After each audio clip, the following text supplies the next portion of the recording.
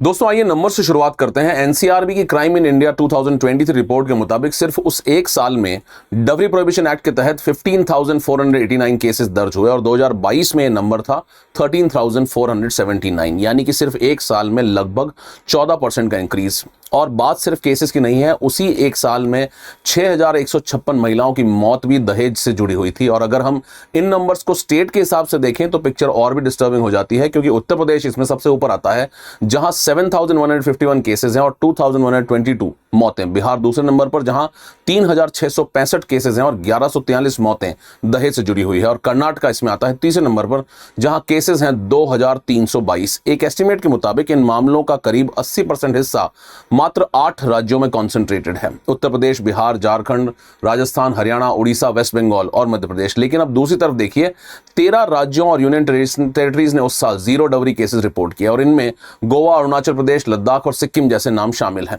अब इसका क्या मतलब है, इस पर हम थोड़ी देर में वापस आएंगे।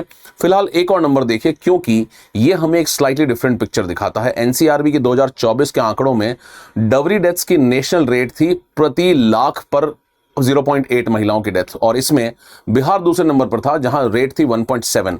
और एक दौर में हरियाणा की रेट पूरे देश में सबसे ज्यादा हुआ करती थी। लेकिन अब मैं आपको नंबर्स का एक और सेट दिखाता हूं और ये नंबर इससे भी बड़े हैं। 2006 के रूरल इकोनॉमिक एंड डेमोग्राफिक सर्वे यानी कि रेड्स में 17 स्टेट्स की करीब 40,000 शादियों का डेटा देखा गया और ये मैरिजेस रफली 1960 से 2008 के बीच में हुई थी।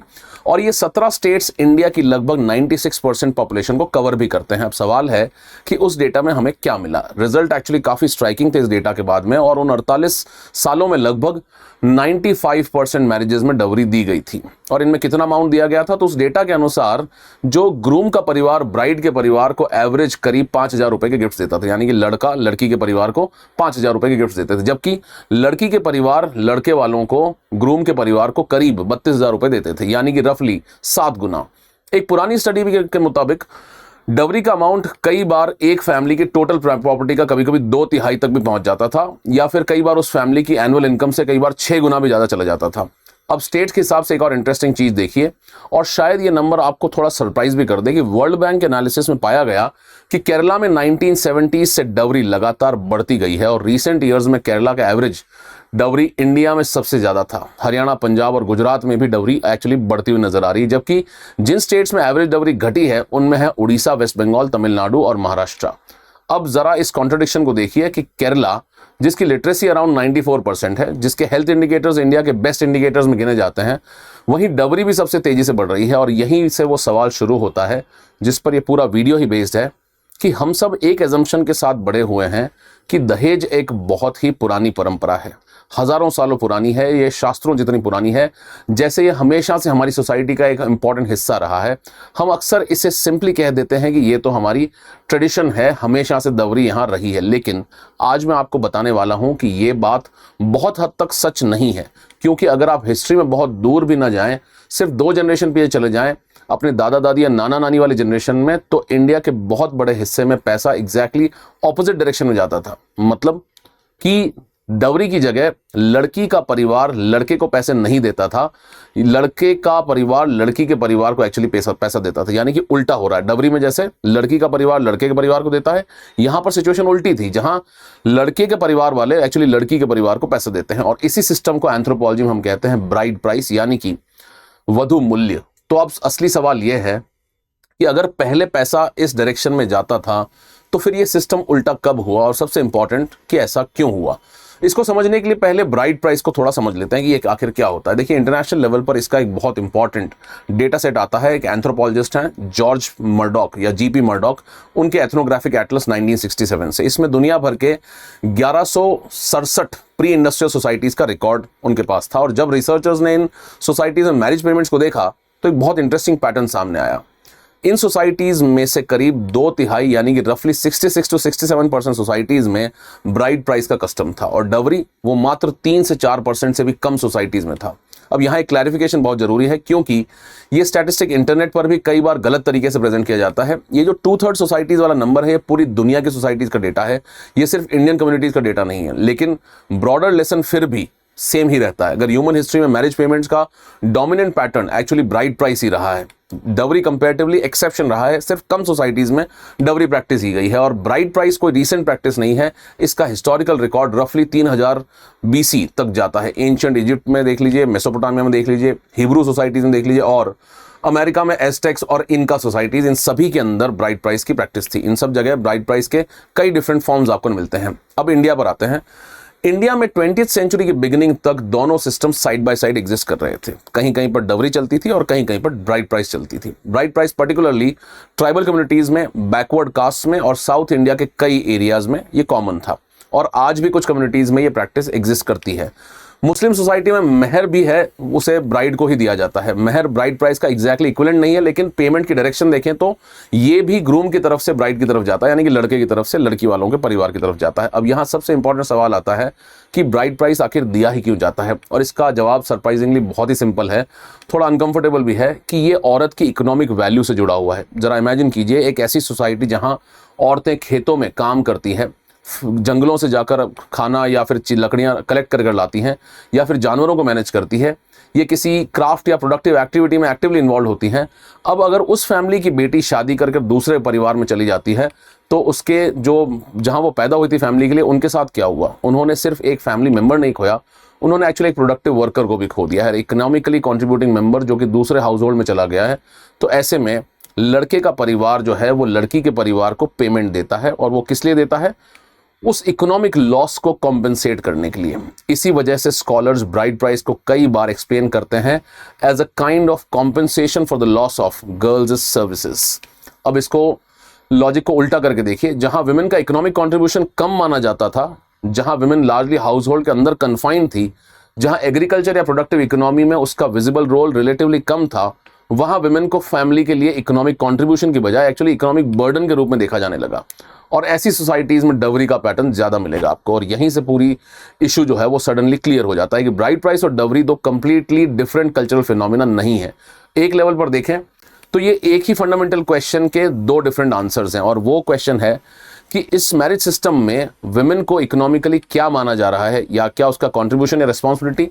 जहां उसका काम विजिबल है वहां उसकी वैल्यू रिकॉग्नाइज होती है, और जहां उसका काम विजिबल नहीं है वहां उसके साथ एक इकोनॉमिक कॉस्ट अटैच कर दी जाती है। अब वापस इंडिया पर आते हैं। अगर ब्राइड प्राइस इतना वाइड स्प्रेड था तो इंडिया में सिस्टम रिवर्स कैसे हो गया? यहाँ सबसे कॉमन एक्सप्लेनेशन वो है जो शायद आपने सोशियोलॉजी या एंथ्रोपोलॉजी में भी पढ़ा होगा, कि आर्ग्यूमेंट ये दिया जाता है कि डवरी ट्रेडिशनली अपर कास्ट में ज्यादा प्रेवलेंट थी, और जैसे जैसे दूसरी कास्ट इकोनॉमिकली और सोशली अपवर्ड मूव करने लगी, उन्होंने अपर कास्ट की प्रैक्टिसेस इमिटेट करना शुरू कर दिया। इसे कई बार हम सेंसिटाइजेशन भी कहते हैं। तो वो भी सोशली ऊपर दिख सके इसलिए वो इमिटेट करते हैं, और सोशियोलॉजी में इस एक्सप्लेनेशन को जनरली हम कहते हैं सेंसिटाइजेशन के साथ में। एम एन श्रीनिवास करके थिंकर, उन्होंने दिया है आइडिया। सुनने में एक्सप्लेनेशन काफी लॉजिकल लगता है, और इस वजह से बहुत समय तक बहुत लोगों ने इसे एक्सेप्ट भी किया, लेकिन रिसर्च ने इस एक्सप्लेनेशन पर एक सीरियस क्वेश्चन मार्क लगा दिया है। एक इंपॉर्टेंट स्टडी है marriage markets and the rise of Dawari in India. Researchers ने इसी हाइपोथेसिस को डायरेक्टली टेस्ट किया, और सरप्राइजिंगली उन्हें इस एक्सप्लेनेशन के सपोर्ट में एविडेंस नहीं मिला। और उसकी एक इंपॉर्टेंट रीजन भी उन्होंने एक्सप्लेन की कि इंडिया में कास्ट के बाहर मैरिज हिस्टोरिकली बहुत कम हुई है। मतलब अगर डिफरेंट कास्ट के लोग लार्जली अपनी अपनी कास्ट के अंदर ही शादी कर रहे हैं, तो मैरिज मार्केट में डिफरेंट कास्ट डायरेक्टली एक दूसरे के साथ कंपीट ही नहीं कर रही है, यानी कि एक ही कास्ट के विद इन कॉम्पिटिशन चल रहा है। और अगर कॉम्पिटिशन है ही नहीं आपस में कास्ट में, तो एक कास्ट दूसरी कास्ट के लड़के की प्राइस कैसे बढ़ा सकती है? तो फिर सवाल वही रह गया, अगर सेंसिटाइजेशन में एक्सप्लेनेशन नहीं है तो डवरी आखिर क्यों बढ़ी? और रिसर्चर्स का आंसर काफी डिफरेंट था, और मेरे हिसाब से इसी पॉइंट से पूरी स्टोरी इंटरेस्टिंग हो जाती है। उन्होंने पाया कि डवरी की राइज का स्ट्रॉन्गेस्ट फैक्टर कास्ट नहीं था, स्ट्रॉन्गेस्ट फैक्टर था लड़के की इंडिविजुअल क्वालिटीज, और पर्टिकुलरली उसकी एजुकेशन। रिसर्चर्स का एस्टिमेट था कि 1930 से 1980 के बीच में लड़कों के एजुकेशन में जो चेंज आया, वो अकेला डवरी का इंक्रीज का 2/3 से ज्यादा हिस्सा एक्सप्लेन कर देता है। और इस पॉइंट को थोड़ा केयरफुली समझिए, क्योंकि यही बेसिकली इस पूरे वीडियो का सेंट्रल आंसर है कि इंडिपेंडेंस के बाद इंडिया में आखिर क्या बदलाव आए। सबसे पहला बदलाव आया एजुकेशन का एक्सपेंशन, दूसरा मॉडर्न जॉब्स का क्रिएशन, तीसरा गवर्नमेंट जॉब्स आई, साथ में बैंकिंग सेक्टर एक्सपैंड हुआ, इंजीनियर्स बने लड़के, डॉक्टर्स बने, टीचर्स आए, और पहली बार लड़के की इकोनॉमिक वैल्यू सिर्फ उसके पास कितनी जमीन है इस बात से डिसाइड नहीं हो रही थी। अब उसकी डिग्री भी मैटर करने लगी थी, उसकी जॉब मैटर करने लगी थी, और उसकी सैलरी भी मैटर करने लगी थी। और सबसे इंपॉर्टेंट, उसकी परमानेंट सैलरी मैटर करती थी। अब मैरिज मार्केट में एक नई कैटेगरी क्रिएट हुई, educated and salaried groom. Problem ये थी, ऐसे दूल्हे कम मिलते थे और उनसे शादी करना चाहने वाले फैमिलीज एक्चुअली ज़्यादा थी। और बेसिक इकोनॉमिक्स क्या कहती है, जब किसी चीज़ की डिमांड उसकी सप्लाई से ज़्यादा होती है तो उसकी प्राइस बढ़ जाती है। मैरिज मार्केट में भी कुछ ऐसा ही हुआ। जो एजुकेटेड और सैलरीड ग्रूम थे, इनकी डिमांड बढ़ी, सप्लाई लेकिन लिमिटेड थी। इसकी वजह से उनकी प्राइस बढ़ गई और ये प्राइस डवरी बनकर कन्वर्ट हो गई। लेकिन स्टोरी का सिर्फ आधा हिस्सा जो हम अभी तक समझे हैं, क्योंकि साइमल्टेनियसली दूसरी तरफ भी एक चेंज हो रहा था। जैसे जैसे खेती का नेचर बदला, जैसे जैसे फैमिलीज विलेजेस से सिटीज की तरफ मूव हुई, बहुत सारी औरतों का वो विजिबल इकोनॉमिक कंट्रीब्यूशन कम होता गया, जिसके लिए कहीं ब्राइड प्राइस दिया जाता था। तो एक तरफ लड़के की इकोनॉमिक वैल्यू बढ़ती गई और दूसरी तरफ ब्राइड का विजिबल इकोनॉमिक कंट्रीब्यूशन डिक्रीज होता चला गया, क्योंकि ब्राइड्स का जो कंट्रीब्यूशन था वो एग्रीकल्चर में, लड़कियों का उनके परिवार में ज्यादा कंट्रीब्यूशन होता था। अब लेकिन वो डिक्रीज हो रहा था। तो एक तरफ प्राइस ऊपर गई, दूसरी तरफ इकोनॉमिक कंट्रीब्यूशन इनविजिबल होता गया। और जब ये दोनों प्रोसेसेस एक साथ हुई तो पासा एकदम पलट गया। ब्राइड प्राइस से डवरी हो गई। और इसी एक्सप्लेनेशन से एक और पजल सडनली समझ में आने लगी, वो पजल जो केरला में हमें नजर आ रही है। केरला में डवरी इतनी ज्यादा क्यों है, इस बात का आंसर, क्योंकि अगर डवरी सिंपली बैकवर्डनेस की निशानी होती और अगर डवरी का मतलब सिंपली लैक ऑफ एजुकेशन होता तो लॉजिकली केरला में डवरी इंडिया में सबसे कम होनी चाहिए थी। लेकिन रियलिटी उसका बिल्कुल अपोजिट है।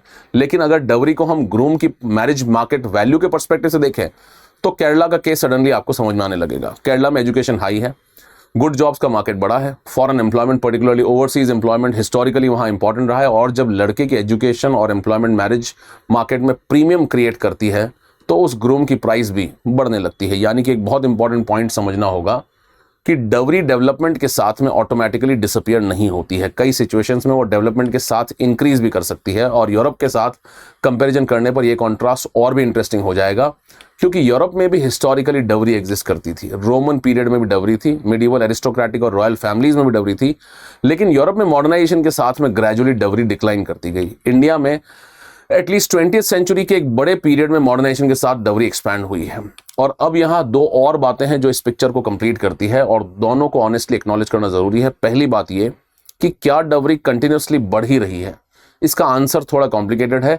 रेड्स एनालिसिस के मुताबिक इन्फ्लेशन एडजस्ट करने के बाद एवरेज नेट डवरी का अमाउंट काफी हद तक स्टेबल ही रहा है। 1975 से पहले और 2000 के बाद कुछ इंक्रीज जरूर आपको दिखेगा, लेकिन बीच का पीरियड जो है वो लार्जली फ्लैट है। और क्योंकि इसी पीरियड में हाउस होल्ड इनकम्स इंक्रीज हुई हैं, इसका मतलब ये भी है कि इनकम के प्रोपोर्शन में देखें तो डवरी का बर्डन ग्रेजुअली रिड्यूस ही हुआ है। लेकिन बर्डन का रिलेटिवली कम होना और प्रैक्टिस का कम होना दोनों अलग अलग चीजें हैं, इस बात को ध्यान रखिए। 95% मैरिजेस में डवरी दिया जाना रिपोर्ट हुआ है और एक ऑर्डिनरी फैमिली के लिए अमाउंट आज भी कई सालों की सेविंग्स को रिप्रेजेंट करता है। और दूसरी इंपॉर्टेंट बात, जो शुरू में बिगिनिंग में मैंने कहा था कि 13 स्टेट्स और यूनियन टेरिटरीज ने 0 डवरी केसेस रिपोर्ट किए गए हैं। इसका मतलब ये नहीं है कि उन जगहों पर डवरी एग्जिस्ट नहीं करती है। इसका मतलब सिंपल है कि वहां पर केसेस रजिस्टर ही नहीं होते हैं। और ये लिमिटेशन एक्चुअली एनसीआरबी के पूरे डेटा सेट पर अप्लाई भी होती है, क्योंकि डवरी एक ऐसा क्राइम है जिसमें कंप्लेन अक्सर किसी स्ट्रेंजर के अगेंस्ट नहीं होती है। कंप्लेंट अपने ही मैरिटल हाउस होल्ड के अगेंस्ट करनी पड़ती है, यानी कि आप अपने हस्बैंड के अगेंस्ट, अपने इन लॉज के अगेंस्ट। और इसी वजह से अंडर रिपोर्टिंग की एक सीरियस प्रॉब्लम एसोसिएटेड है इस क्राइम के साथ में। इसलिए एनसीआरबी में जो नंबर दिख रहा है वो एक्चुअल इंसिडेंस उससे कई गुना ज्यादा हो सकता है। अब लॉ की बात करते हैं। डवरी प्रोहिबिशन एक्ट 1961 के बाद में डवरी लेना और देना दोनों इलीगल हो गया। और अब भारतीय न्याय संहिता की सेक्शन 80 में डवरी डेथ और सेक्शन 85 में क्रूअल्टी से रिलेटेड प्रोविजंस भी इंक्लूड कर दिए गए हैं। लेकिन एक और नंबर देखिए, क्योंकि ये हमें लॉ और एक्चुअल एनफोर्समेंट के बीच का गैप दिखाता है। एक एनालिसिस के मुताबिक हर साल रफली 6500 केसेस ट्रायल तक पहुंचते हैं, लेकिन कन्विक्शन ऐसे में मात्र 100 होते हैं। तो पूरी स्टोरी को एक जगह रखते हैं कि हम डवरी को अक्सर एक फ्रेज से डिस्क्राइब कर देते हैं कि ये प्राचीन या ट्रेडिशनल परंपरा है, और इंक्रीजिंगली शायद वही फ्रेज इस प्रैक्टिस को प्रोटेक्ट भी करता है, क्योंकि जिस चीज को हम परंपरा कह देते हैं उससे चेंज करने में सोसाइटी एक्चुअली थोड़ा हेजिटेट भी करती है। हमें लगता है ये तो हमेशा से था, हम कौन होते हैं इसे बदलने वाले। लेकिन अगर कोई चीज एक्चुअली एक रिलेटिवली रीसेंट सोशल हैबिट है तो सडनली उसको चेंज करना इम्पॉसिबल नहीं लगता है। और डेटा हमें क्या बताता है? डेटा कहता है कि ह्यूमन हिस्ट्री में dominant pattern actually bride price था, डवरी नहीं था। और डेटा कहता है कि इंडिया में 20th सेंचुरी तक ब्राइड प्राइस और डवरी दोनों साइमल्टेनियसली एग्जिस्ट कर रहे थे। और डेटा ये भी सजेस्ट करता है कि आज जिस फॉर्म में डवरी ऑलमोस्ट हर कास्ट और हर रीजन में दिखाई देती है, उसका वाइड स्प्रेड एक्सपेंशन 2-3 जनरेशन पुराना है, 2000 साल पुराना नहीं है। और रिसर्च ये भी क्वेश्चन करता है कि डवरी सिंपली इसलिए स्प्रेड हुई है क्योंकि लोअर कास्ट ने अपर कास्ट को इमिटेट किया। एक मेजर एक्सप्लेनेशन ये भी है कि मॉडर्न मैरिज मार्केट में एजुकेटेड और सैलरीड ग्रूम की इकोनॉमिक वैल्यू भी बढ़ रही है, उसकी डिग्री की प्राइस बढ़ रही है, उसकी गवर्नमेंट जॉब की प्राइस है और उसकी सैलरी की भी एक प्राइस है मार्केट में, और वो प्राइस मैरिज मार्केट में डवरी के फॉर्म में एक्सप्रेस होती है। लेकिन अगर डवरी इतनी रैपिडली एक्सपैंड कर सकती है तो इसी हिस्ट्री में एक होपफुल इंप्लीकेशन भी छुपा है। जो चीज़ 2 जनरेशन में आ सकती है वो 2 जनरेशन में जा भी सकती है, लेकिन उसके लिए सिर्फ लॉ चेंज करना इनफ नहीं होगा, उस अंडरलाइंग थिंकिंग को चेंज करना होगा जिस पर ये पूरा इकोनॉमिक कैलकुलेशन बेस्ड है। उस थिंकिंग को कि बेटी एक खर्चा है और बेटा एक इन्वेस्टमेंट है, क्योंकि जिस दिन बेटी की अर्निंग, उसकी एजुकेशन और फैमिली प्रॉपर्टी में उसका अपना राइट उतना ही क्लियर और नॉर्मल होगा जितना बेटे का, उस दिन एक्चुअली खर्चे का पूरा कैलकुलेशन अपने आप चेंज होने लगेगा। और शायद उस दिन शादी में पैसा किसी एक फैमिली से दूसरी फैमिली की तरफ जाने की जरूरत ही नहीं पड़ेगी, और वो पैसा वहीं रहेगा जहां उसे रहना चाहिए। उस लड़की के अपने नाम पर रहेगा वो पैसा। इस वीडियो में यूज किए गए सारे डेटा नंबर्स एनसीआरबी की क्राइम रिपोर्ट से लिए गए हैं। और एक फाइनल रिमाइंडर, इंडिया में डवरी लेना और देना दोनों ही कानूनन अपराध हैं।